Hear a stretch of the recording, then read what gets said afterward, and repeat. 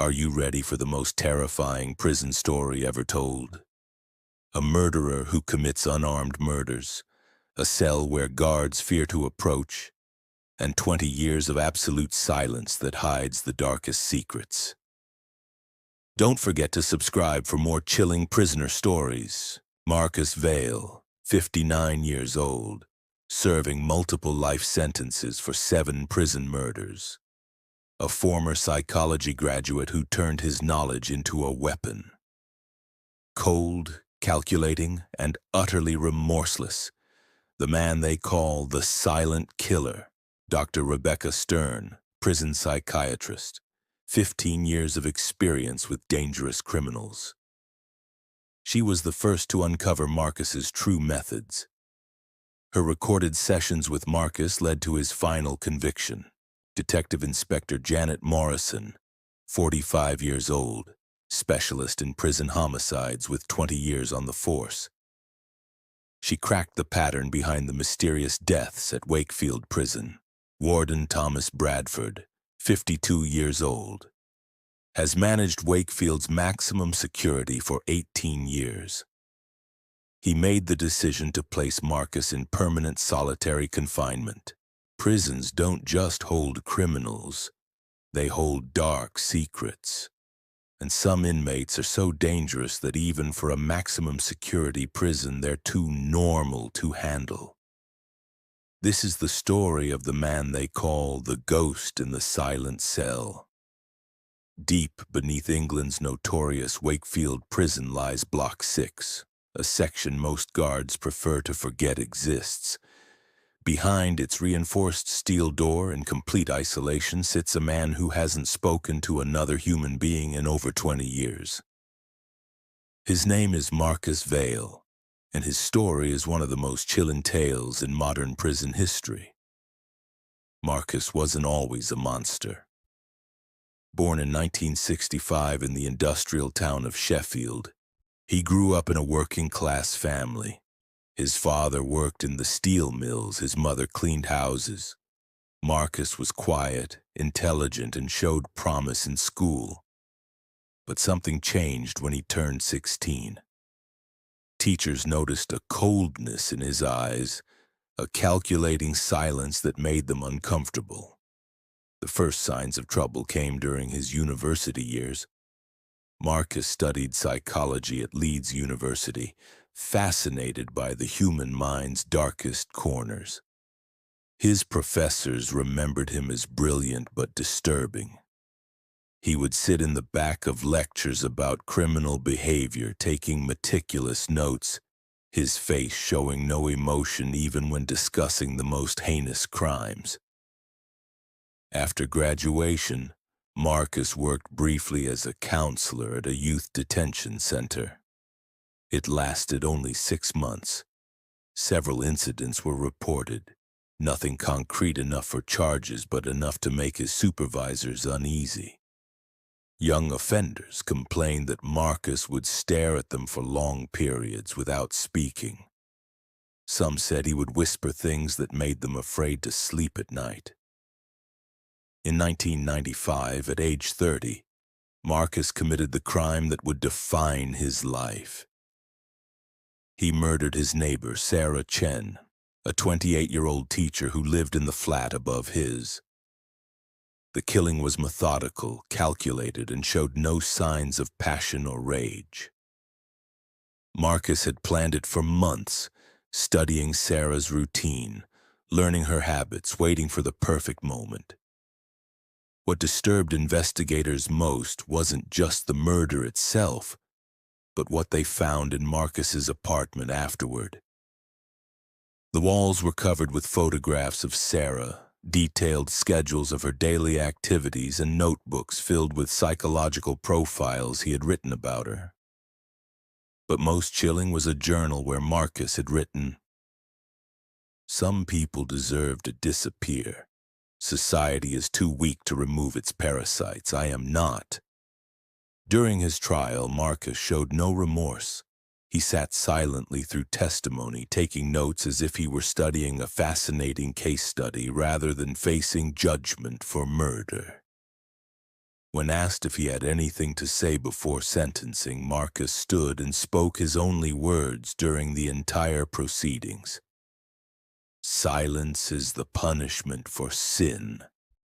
He was sentenced to life imprisonment without the possibility of parole and sent to Wakefield Prison in 1996. Wakefield was known for housing England's most dangerous criminals, serial killers, terrorists, and violent psychopaths. The guards thought they had seen everything. They were wrong. Marcus's first cell was in Block 3 among the general population of lifers. He kept to himself, following prison routines without complaint. Other inmates found him unsettling. He would sit in the common area, watching, listening, but never participating in conversations.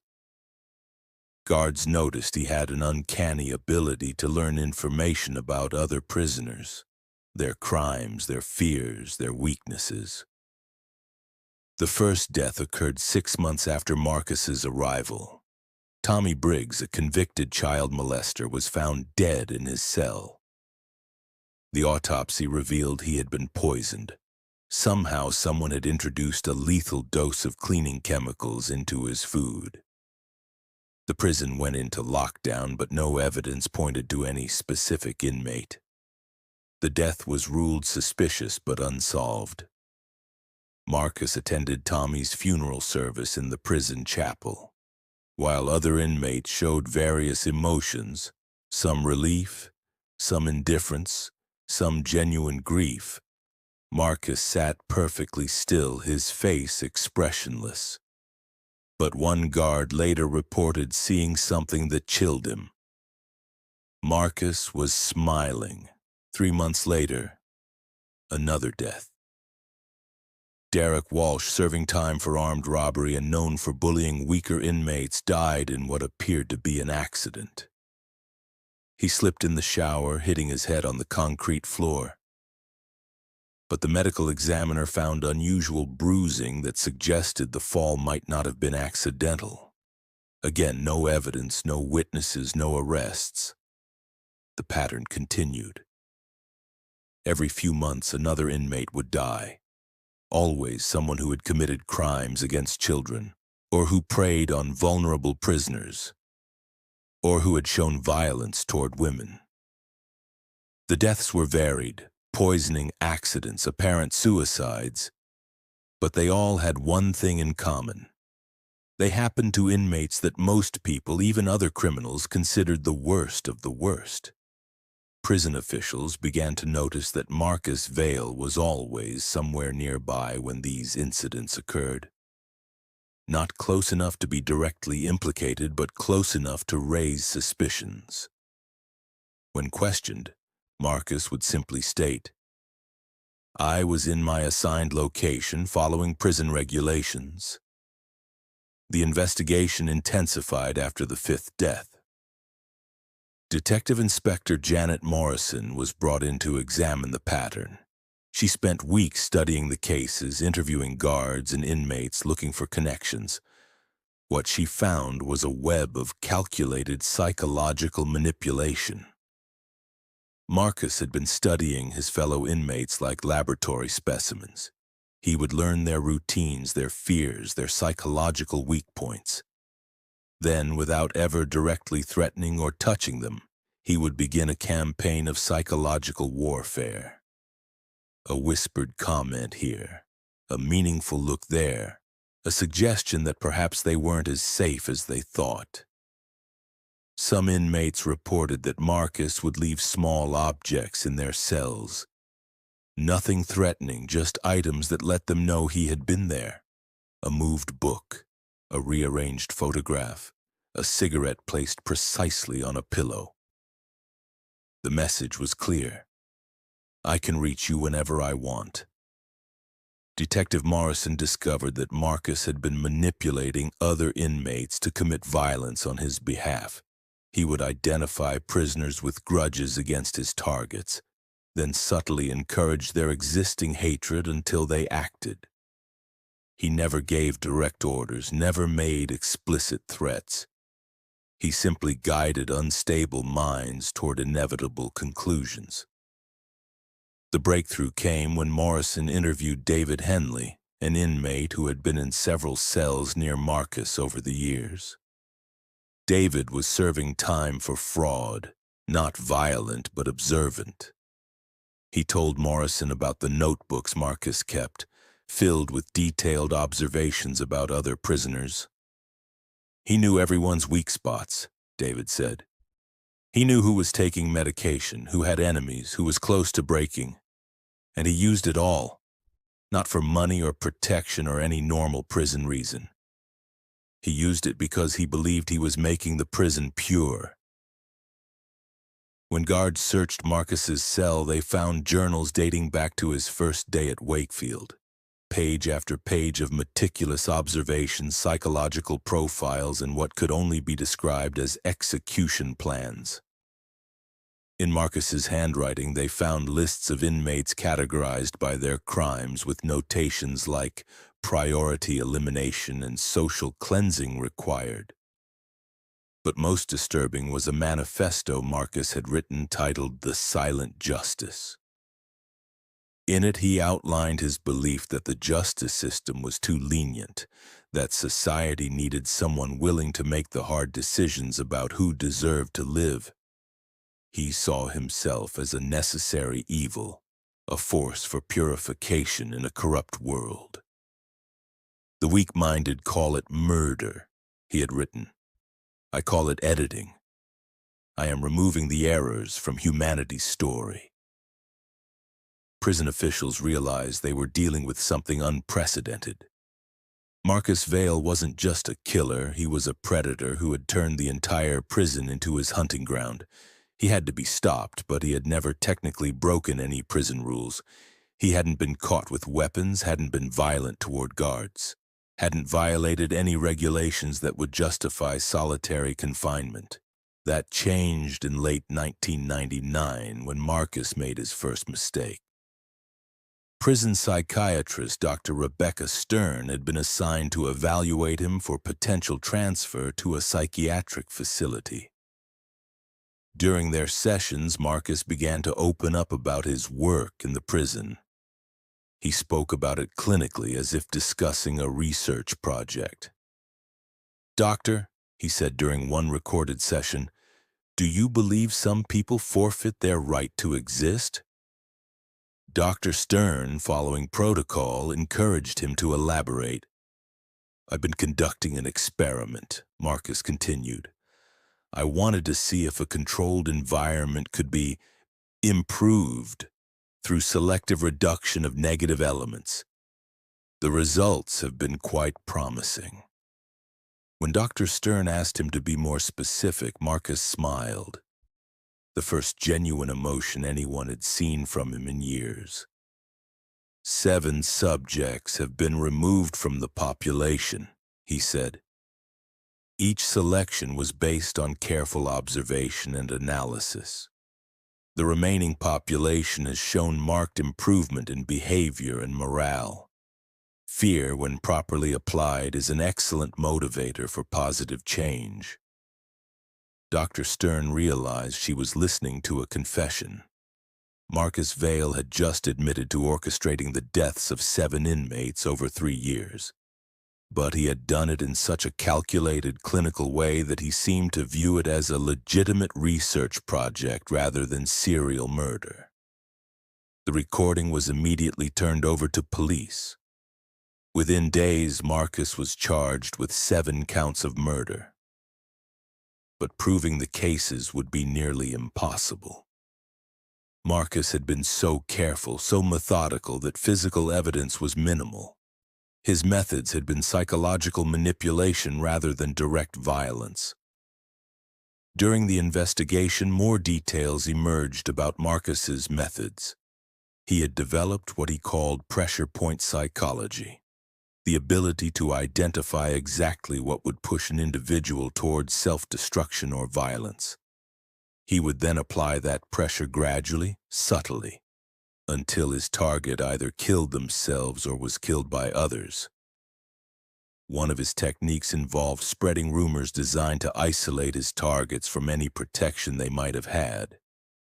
Another involved manipulating cell assignments to ensure his targets were placed near inmates who would be likely to harm them.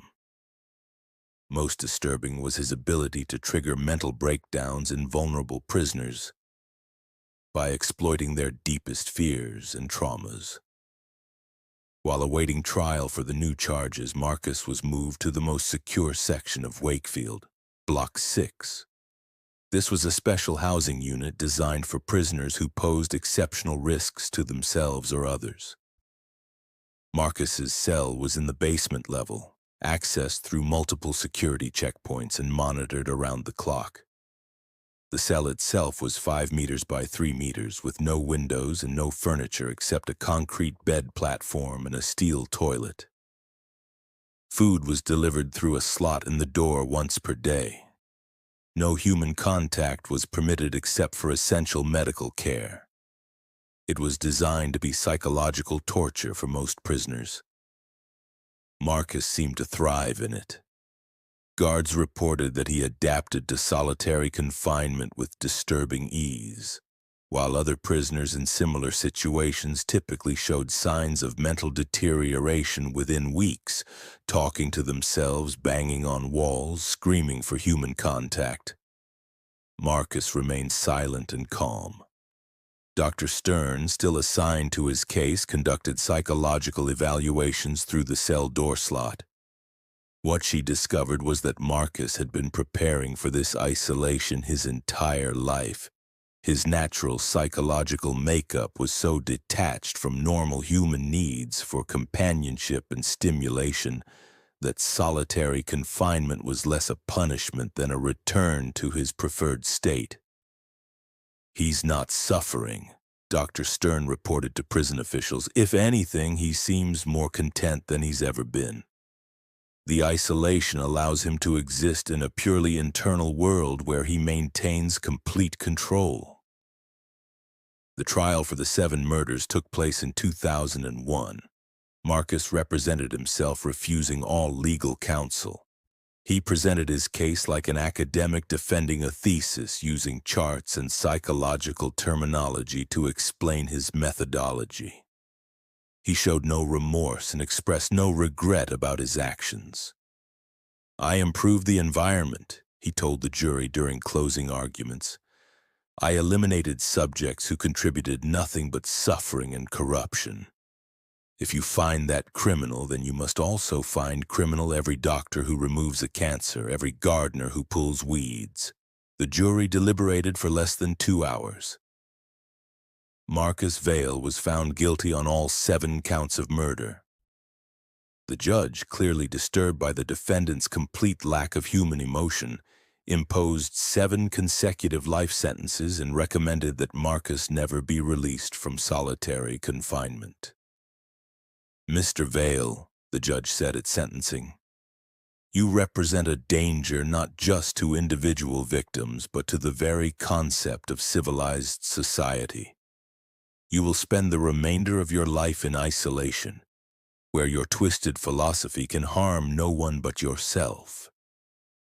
Marcus's response was a single nod, as if the judge had simply confirmed something he already knew. That was in 2001. For over 20 years since then, Marcus Vale has remained in his cell beneath Wakefield Prison. No visitors are allowed, no phone calls are permitted. His only human contact comes during monthly medical examinations conducted through the cell door slot. Guards who work Block 6 report strange phenomena around Marcus's cell. Some claim to hear whispered conversations even though Marcus is alone and never speaks to anyone. Others report finding small objects arranged in patterns outside his cell door. Paper clips bent into geometric shapes, pieces of food formed into symbols. The most disturbing reports come from guards working night shifts. They describe hearing what sounds like Marcus conducting lectures or presentations, as if he were speaking to an audience. When they investigate, they find only silence and an empty cell. Dr. Patricia Hendricks, who replaced Dr. Stern in 2010, has studied Marcus's case extensively. Her theory is that after decades of isolation, Marcus has created an elaborate internal world where he continues his research on human behavior. She believes he may be reliving and analyzing every interaction he's ever had, constructing detailed psychological profiles of everyone he's ever encountered. He's created a mental laboratory, Dr. Hendricks explained in a 2020 interview. In his mind, he's still conducting experiments, still making decisions about who deserves to live and who deserves to die. The isolation hasn't reformed him. It's allowed him to perfect his methodology without interruption. Prison records show that Marcus has never requested anything during his decades in solitary. No books, no television, no exercise time, no appeals for reduced isolation. He has never complained about his conditions or asked to speak with a lawyer. Most prisoners in long-term solitary confinement develop severe mental health issues and constantly petition for relief. Marcus seems content to remain exactly where he is. The only writing Marcus has produced in captivity was found in 2015 when his cell was searched. Scratched into the concrete wall with what appeared to be a fingernail, investigators found a single line: "Silence is the punishment for sin." It was the same phrase he had spoken at his original trial 20 years earlier. But beneath it, in smaller text, he had added, "And I am the silence." Current Wakefield staff are divided about what should be done with Marcus Vale. Some argue that keeping him in indefinite solitary confinement is inhumane and violates basic human rights. Others point out that every psychological evaluation confirms he remains a significant danger to anyone who might come into contact with him. In 2018, human rights activists attempted to challenge Marcus's confinement conditions in court. The case was dismissed when Marcus himself filed a motion stating that he had no desire for the conditions to change. Through his court-appointed lawyer, he submitted a single statement: "I am where I belong." As of 2024, Marcus Vale remains in his cell in Block 6 of Wakefield Prison. He is now 59 years old and has spent more than half his life in isolation.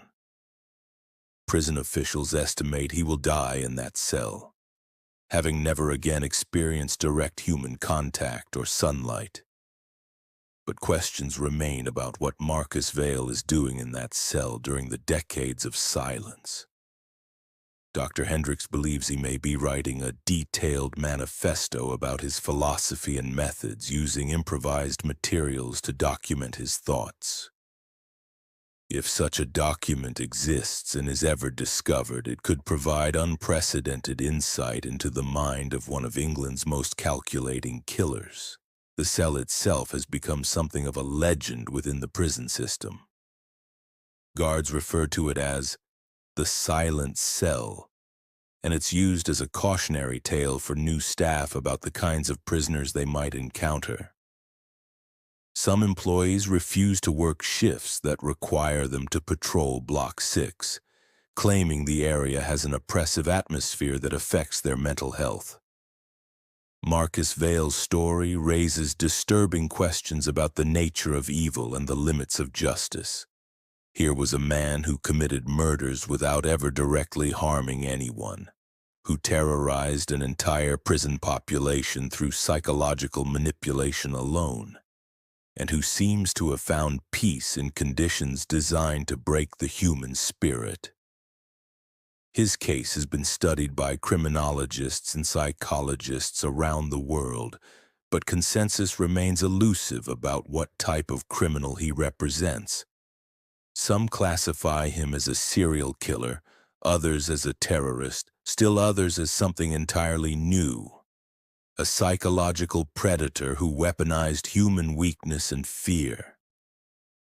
What everyone agrees on is that Marcus Vale represents something uniquely dangerous, a killer who requires no weapons, no physical strength, no accomplices. His only tool was an understanding of human psychology so precise that he could orchestrate deaths without leaving fingerprints. The silent cell remains occupied, and somewhere in its darkness Marcus Vale continues whatever work he believes he is called to do. The silence that was supposed to be his punishment has become his sanctuary, and perhaps his greatest weapon of all. 24 years after his last conviction, Marcus Vale has never spoken another word to any human being. But according to those who guard him, the silence itself has become a form of communication, a reminder that some evils cannot be reformed, only contained.